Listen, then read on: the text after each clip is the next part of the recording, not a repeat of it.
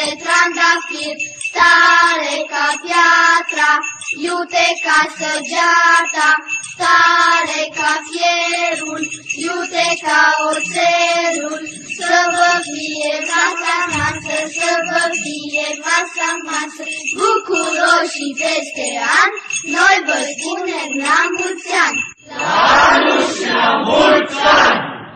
Sorcova vesela, să trăiți, să înfloriți, ca un măr, ca un păr, ca un fir de trandafir, să fiți tari ca piatra și iuți ca săgeata, să fiți tari ca fierul și iuți ca oțelul, la anul și la mulți ani! La anul și la mulți ani!